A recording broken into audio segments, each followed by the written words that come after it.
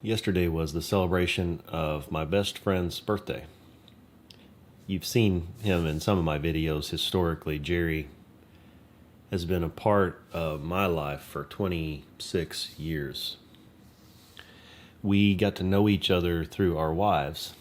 Our wives actually both attended college at the same time, became fast friends, and then as a result, being the husbands of said wives, we became fast friends.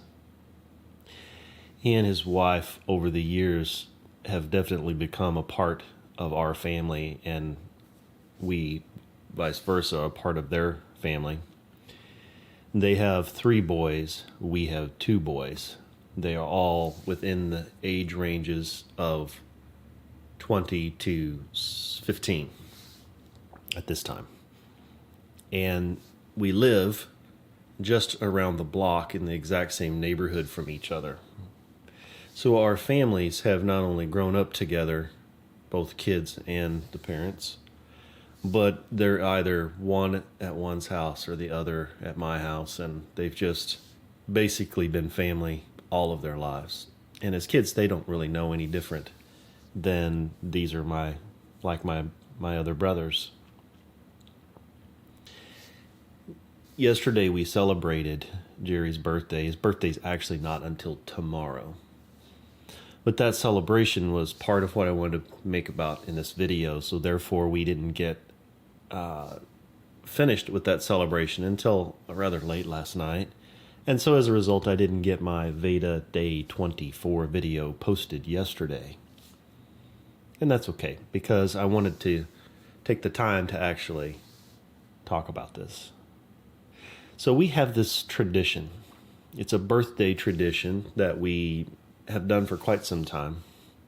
And that tradition is that the person who it's their birthday gets to celebrate that day by choosing whatever they want to do, wherever they want to go for dinner or whatever. And every year on the specific person's birthday, that's basically what we do. It's not always a situation where we go do a specific task, but we definitely always plan a birthday dinner. And it's the birthday person's choice. That's been a great, fun tradition, and one of the things that I wanted to make about in this video today is about establishing traditions.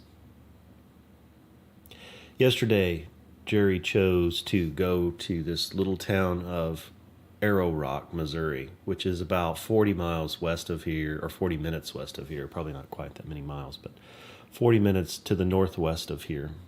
And Arrow Rock is an interesting, small, little old town community with a population of like 56 or 59.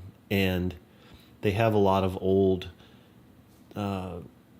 stores and little projects, but they have something there that's called the Lyceum Theater. And the Lyceum Theater is just a really small theater production. It's actually built off of an old church, a small old church building. But they have some really great shows out there. And the show that we went and saw was called Fully Committed. And it was a show done by a single actor who plays 40 different parts and voices and tells a story of a young man who works in the reservation department of a high-end fancy restaurant in New York. And the show was fabulous, actually. It was really, really good. It was funny, and the guy who did the 40 different parts was really talented. I mean, the faces, the voices, and his ability, most importantly, to switch between characters on a dime, basically talking all the parts, was really, really pretty amazing. And I reflect back on that afterwards, thinking that I don't know how he could remember all of the dialogue. I mean, it's a tremendous amount of dialogue, and I know actors, that's what they do. So afterwards, we went and we had dinner and drinks on top of this bar that's on top of a building. And we went and had dinner. We had lunch together as well. And we began this process of asking questions of, well, if you could go to any place in the world, where would you go? What are your top 5 destinations? If you could look back to your 20-year-old self, what would you tell him? What advice would you give your 20-year-old self, knowing what you know today? And what would be the advice you'd give to 20-year-old Jerry, knowing what you know now? A couple of these. One, I would say don't be afraid to stick your neck out. Kind of color outside the lines a little earlier. If you color outside the lines, you get to fill the page up faster. Start sooner. And then I would certainly tell him to get his ass on a bicycle right away. all these things, and it was a really fun reflection of just life, things we've done, places we've been, places we still want to go, because we enjoy traveling together. We're a very good match. We know each other's. We've been family in essence for 26 years or whatever it's been now, and so we know how the other person likes to do. We know the habits and the routines, and so we've melded that very well for travel, and so we just enjoy the company of each other. And last night was a perfect example of that. But what it made me think about was traditions, and how establishing traditions is important. Because now what we do is we begin to reflect back on the traditions that we've established and remember the things that happened. So one of the things we began to talk about was, when you look back at birthdays, not just the ones that we were doing together, but just as a kid, did you have those traditions, and what were they? And without fail, everybody had some memories about birthdays, and it generally revolved around a birthday cake of some sort.